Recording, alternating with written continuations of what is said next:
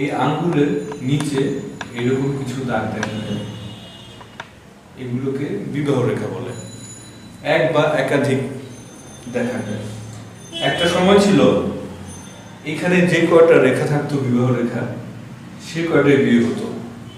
কিন্তু তখনকার যুগ আর এখনকার যুগের মধ্যে অনেক পার্থক্য। এখন বিবাহ ছাড়াও অনেকে রিলেশন করে, বন্ধুত্ব করে, তো সেই রেখাটাও হাতের মধ্যে পড়ে, কিন্তু সেটা বিবাহ হিসেবে ধরা যাবে না সময় এবং যুগ উপযোগী হিসেবে।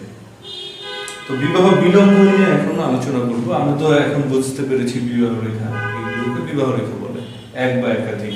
এখন একাধিক বিবাহ কিভাবে বুঝবো আমরা? যেমন যেই রেখাটি, যেমন এখানে আমি উদাহরণ দিচ্ছি তিনটি বিবাহ রেখা, এগুলো ছোট ছোট। এখানে কোনটা বিবাহ আর কোনগুলো প্রেম বা অন্যরকম এই ধরনের সম্পর্ক, তো যে রেখাটি গভীর সেটাকে আমরা বিবাহ রেখা ধরব। যেমন এই রেখাটি গভীর, এটাকে আমরা কনফার্ম বিবাহ রেখা হিসেবে ধরব।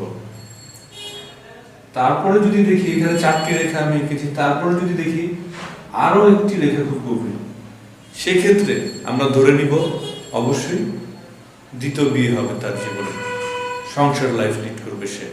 আর এগুলো হচ্ছে ছোটখাটো প্রেম।